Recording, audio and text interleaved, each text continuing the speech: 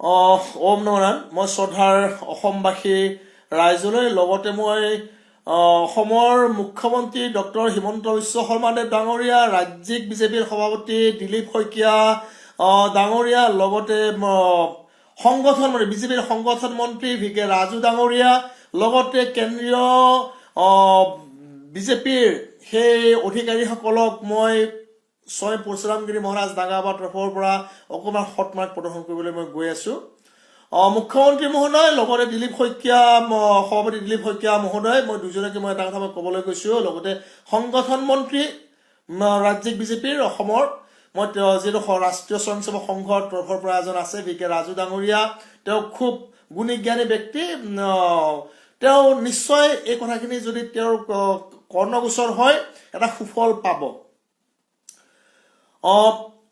মই ভাবিছোঁ যে গুৱাহাটী ভাৰত স্বাধীনতা পোৱাৰ পিছৰ পৰা দিছপুৰ সমষ্টিত আজিলৈকে মহিলা প্ৰাৰ্থী ৰাজ্যিক বিজেপি দলৰে হওক বা কংগ্ৰেছলৈ দিয়া হোৱা নাছিলে। বৰ্তমান শুনিবলৈ পাইছোঁ মানে কংগ্ৰেছ দলৰ পৰা মীৰা বৰঠাকুৰক দিছপুৰ সমষ্টিৰ মানে প্ৰাৰ্থিত্ব প্ৰদান কৰিব বা কৰিছে বুলি শুনিবলৈ পাইছোঁ। খুব ভাল কথা, সুন্দৰ। মই পৰামৰ্শ দিছিলোঁ, এইবাৰ মই পৰামৰ্শ দিছিলোঁ যে দিছপুৰ সমষ্টিয়ে আমাৰ এটা হৃদপিণ্ড। আমি যিহেতু নাৰী শক্তিৰ কথা কওঁ, আই মাতৃৰ কথা কওঁ, জীয়াৰী বোৱাৰীৰ কথা কওঁ, আমি নাৰীক সন্মান কৰা উচিত। মুখ্যমন্ত্ৰী ডাঙৰীয়া দিলীপ শইকীয়া ডাঙৰীয়া, এই তেজপুৰৰ পৰা কোনোবা ডিপ্লুৰঞ্জন বা কোনোবা সেই তেজপুৰৰ পৰা কোনোবাৰ পৰা অহা কোনোবা এজন সেই মানে কোনোবা বৰা বা কোনোবা এজন অমুকৰ পৰা কোনোবা শইকীয়া, কোনোবা মানে হেৰি এনেকুৱা ধৰণক মই দিবলৈ মই কোৱা নাই। যিজন ব্যক্তি হাড়ে হিমুজুৱাই সেইটো সমষ্টিত সৰুৰ পৰা ডাঙৰ হৈছে, গুৱাহাটীত বিশেষকৈ সেই গুৱাহাটীৰ কথা মই কৈছোঁ। ডিপ্লুৰঞ্জনে খেলক, তেওঁ তেজপুৰ নে শোণিতপুৰৰ তাত খেলক, মই তেওঁৰ বিৰোধ মই কৰিবলৈ যোৱা নাই, কিন্তু মই তেওঁ গুৱাহাটী দিছপুৰ সমষ্টিত অহাটো মই বিচৰা নাই। তেওঁ কি জানে দিছপুৰ সমষ্টিৰ কথা, কি গম পাব? তেওঁ ৰাজনীতি কৰিব, বাকীটো একো কৰিব নোৱাৰিব। তেওঁ অলি গলি চিনি পায়, মানে গুৱাহাটীৰ দিছপুৰ মানে সমষ্টিৰ অলি গলি চিনি পায়? নাপায় নহয়। যিজন প্ৰাৰ্থীক দিব সি চাহে জীয়াৰী হওক বোৱাৰী হওক, সি যোনে নহওক, মোক কাৰো লগত মই চিনাকি নাই। মই কৈছোঁ যে দিছপুৰ সমষ্টিত এইবাৰ মহিলা প্ৰাৰ্থীক দিব। মই এইবাৰো ভাল পাইছোঁ কংগ্ৰেছ দলৰ মোৰ ভিডিঅ' যোৱাৰ পিছত কংগ্ৰেছ দলৰ পৰা এটা প্ৰতিক্ৰিয়া মানে দেখিবলৈ পোৱা গ'ল যে দিছপুৰ সমষ্টিত মীৰা বৰঠাকুৰক প্ৰাৰ্থিত্ব প্ৰদান মানে কৰিছে না কৰিবলৈ শুনিবলৈ পাইছোঁ। খুব ভাল কথা, মাৰ্ক প্ৰদৰ্শন কৰিছোঁ যে নগা সন্যাসী হিচাপে তেওঁলোকে কথাখিনি শুনিছে। খুব ভাল পাইছোঁ। মোৰ কোনো দলৰ লগত মোৰ কোনো মতলব নাই, মোৰ মতলব আছে সততা আৰু সত্যতাৰ লগত। এতিয়া নাৰীৰ লগত যুঁজিবলৈ দিয়ক মুখ্যমন্ত্ৰী মহোদয় দিলীপ শইকীয়া মহোদয়। যদি নাৰীৰ লগত যদি এই ৰাজনৈতিক যুঁজখন কৰিব নিদিয়ে, ইতিহাসত আপোনাৰ কলংকিত একোজন নেতা হৈ ৰ'ব, মুখ্যমন্ত্ৰী হৈ হওক বা মানে ৰাজ্যিক বিজেপিৰ সভাপতি, দুয়োজনে কলংকিত নায়ক হৈ ৰ'ব। এইবাৰেই কৈছোঁ, নাৰীৰ লগত যুঁজিবলৈ দিয়ক না। দুই দেৱীৰ মানে ৰণ হওক। আপুনি কৈছে কংগ্ৰেছ মুক্ত মানে বিজেপি কৰিব, আপোনাৰ কংগ্ৰেছ যুক্ত বিজেপি কৰি আছে। যিগৰাকী বিজেপিৰ নিষ্ঠাবান কৰ্মী দিছপুৰ সমষ্টিৰ পৰা যদি কোনোবা বিচাৰিছে তেওঁক দিয়ক না। আপুনি কংগ্ৰেছযুক্ত বিজেপি কৰি আছে আৰু আপুনি যি হাড়ে হিমজে বিজেপিৰ কাৰণে কাম কৰি আছে, তেওঁক আপুনি তুচ্ছতাচ্ছিল্য কৰি যদি কোনোবা তেজপুৰ শোণিতপুৰ কৰবাৰ পৰা যদি আনি কিনে তাক যদি দিয়ে, কোনোবা ডিপ্লুৱে হওক বা চিপ্লুৱে হওক, সেইটোৰ লগত কোনো মতলব নাই। ডিপ্লুই খেলক ডিপ্লুৰ নিজা সেই সমষ্টিত, তেওঁৰ নিজা ঘৰখনত খেলক, নিজৰ গাঁওখনত খেলক, য'ত তেওঁ সৰুৰ পৰা মানে ডাঙৰ হৈছে, য'ত মাৰ্বল গুটি খেলিছে, য'ত টাং গুটি খেলিছে, ঠিক তাক খেলক না।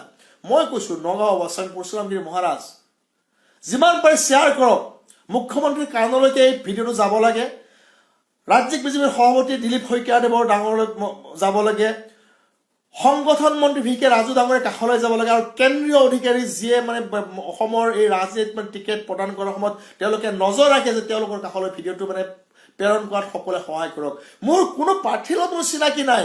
মই এইবাৰ এটা কথাই কৈছোঁ যে দিছপুৰ সমষ্টিত মহিলা প্ৰাৰ্থী প্ৰদান কৰি দিছপুৰ সমষ্টিৰ বাঘজৰী ঝান্সীৰ ৰাণীক ল'ব দিয়ক। ঝান্সীৰ ৰাণীক দিছপুৰ সমষ্টিৰ বাঘজৰীৰ যেতিয়া ঝান্সীৰ ৰাণীৰ দৰে এগৰাকী মহিলাই ল'ব, সি যোনেই নহওক কিয় তাত থকা সেই যিটো দিছপুৰ ৰাজধানী মছজিদ বুলি মানে তেওঁলোকে কৈ থাকে সেই প্ৰথম টাৰ্গেট সেই গৰাকী মহিলাই ল'ব যে দিছপুৰ ৰাজধানী মছজিদ কেতিয়াও হ'ব নোৱাৰে ৰাজধানী কেতিয়াও মছজিদ হ'ব নোৱাৰে গণেশগুৰিত গণেশ মন্দিৰ বুলি কয় ৰাজধানী গণেশ মন্দিৰ বুলি নকয় তেওঁলোকে ক'ত সাহস পালে তেওঁলোকে যে ৰাজধানী মছজিদ বুলি ক'বলৈ যদি এনেকুৱা সাহস যদি দিছে আমি গম পাম যে সেই কৰবাৰ পৰা যে চালানী হিচাপে অনা অসমৰ বিভিন্ন জিলাৰ পৰা আনি যে সেই দিছপুৰ মছজিদ মানে টিকেট দিব বিচাৰে আমি ভাবিম যে চালানী কেন্দ্ৰিক বুলি আমি ক'বলৈ যাম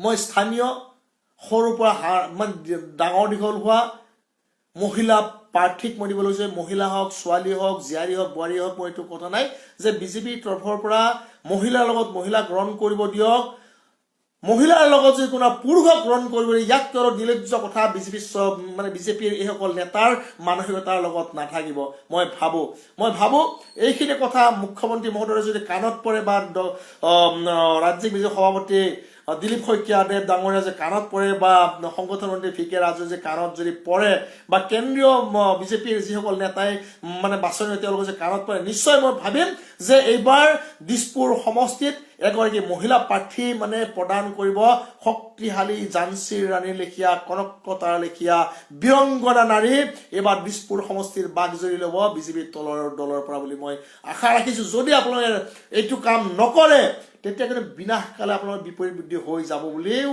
মই আপোনাক কৈ থৈ দিলো চিধা কথা আমি যি কওঁ মুকলি কৰো আমি কাকো খাতিৰ নকৰো আমাৰ লগত কোনো মতলবেই নাই কোনো ৰাজনৈতিক নেতাৰ লগত মতলব নাই মই কৈছো বা দিছপুৰ সমষ্টিৰ বাগজৰি এগৰাকী নাৰী এগৰাকী জীয়াৰী এগৰাকী বোৱাৰীক দি আপোনালোকৰ নিজৰ সততা নিষ্ঠা